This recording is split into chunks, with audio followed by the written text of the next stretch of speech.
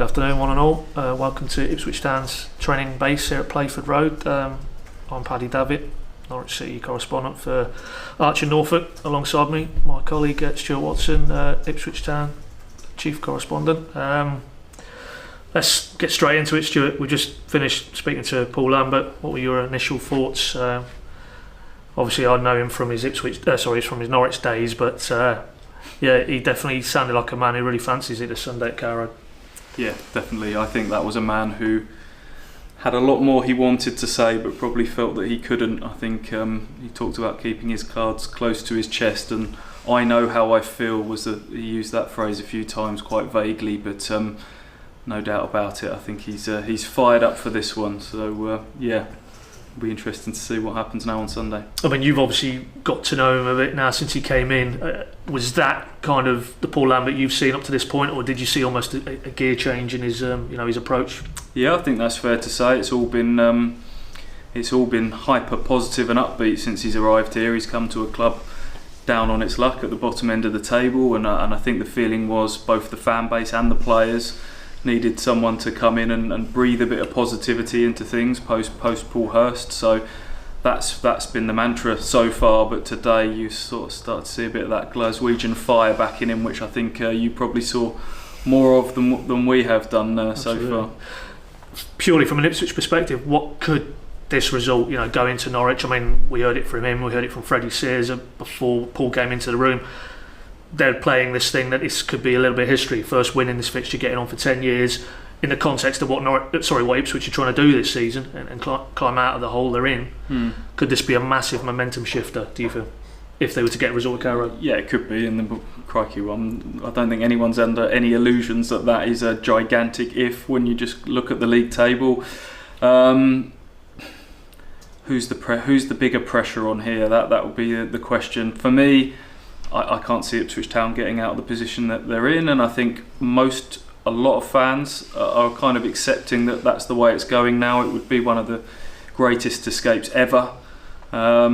It's more to me about what a result or a positive performance even would do for the mindset of Ipswich Town. If they're going to go down, there's a manner in which they can go down, and if it's about not going down with a whimper, it's about maybe bloodying the noses of Norwich on the way. All of that would just mean that they would go into the summer feeling a little bit better about themselves. Moving on to the game itself, how do you assess, maybe looking at it from the Norwich perspective, can this group of players under that manager get a result, do you feel, from what you've seen so far? And obviously you would have looked at Norwich from a little bit of a distance, but in terms of the game itself, do you think they can get a result?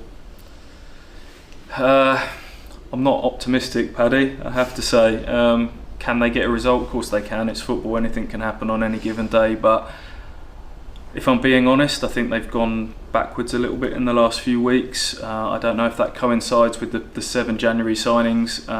He had to try something, Paul Lambert, to try and change things, but the problem was January's a difficult time to do business. The players they've signed have not got a huge deal of match fitness, and it's taking them time to get up to speed and gel, and time is not something Ipswich Town have got at the moment.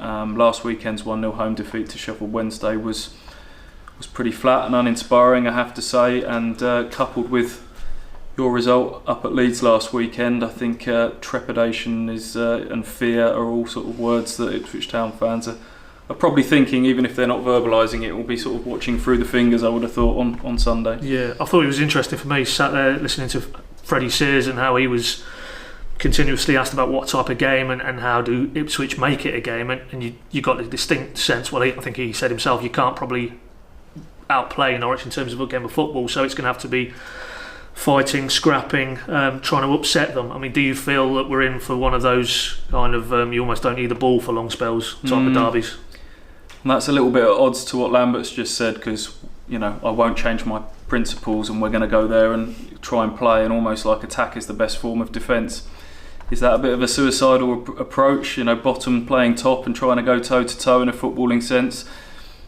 It's been possession-based football, and it's been a very bold approach from Lambert that he's come in and tried to sort of change the playing style. The two centre-backs are splitting down the side of the box. It's very much playing through the thirds.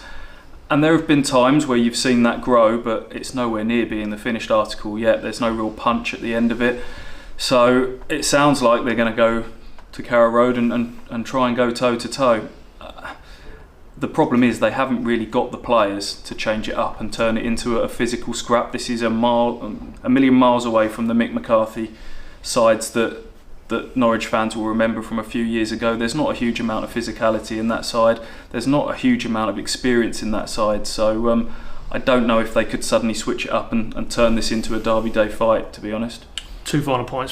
Final one will be get your score prediction, but from the Norwich perspective, one of the subplots here is Lambert going back and what reaction. We've had content on our sites this week. Is it right to give him an adverse reaction, to put it diplomatically? But from your side, can you understand why there might be even a debate given what he did when he was there, in terms of took a club by the scruff of the neck? You can see the parallels with what he needs to do here, turned it around and got them into the Premier League ultimately, and kept them there before he left for Aston Villa. Is it a little bit surprised with the distance you have down the A140 to see why there might be an adverse reaction towards him? It's a difficult one, isn't it? It is what it is. His success there is beyond question. I've seen people debating whether he's your best ever manager in the club's history. It's probably got to be in that conversation. I mean, what Norwich have got now, he's laid the platform for that. Everything that's followed is because of Paul Lambert. So I guess you have to remember that and keep that in focus. But football is football, and he's gone now. He's here, and I'm sure if the situation was reversed, that's the way it is. So he'll have known that coming here. He'll have known the reaction that he's going to get, and I think he'll be up for it. Well, he definitely will be up for it on that performance. So final result. Give us a result prediction. What will you be putting in the paper? I don't know. I haven't got that far ahead, but I can't see beyond a Norwich win, mate. I have to say. Don't make me put a score. No, okay, mate. Well, I'll add 2-0 Norwich for me, but given my rate of predictions, I wouldn't put too many pounds on that. But I'll tell you, we'll leave it there, mate. Thanks for your time, Stuart. Obviously, across the next couple of days, both Stuart on East Anglian and Ipswich Town, and up in Norfolk, EDP, PinkUn, you know the bookmarks, you know where to find it. We'll have all the build-up from both sides of the fence, and leading up to probably the most intriguing derby for me since maybe those playoff games in the 2015 era. So Paul Lambert back at Carrow Road, not one to be missed.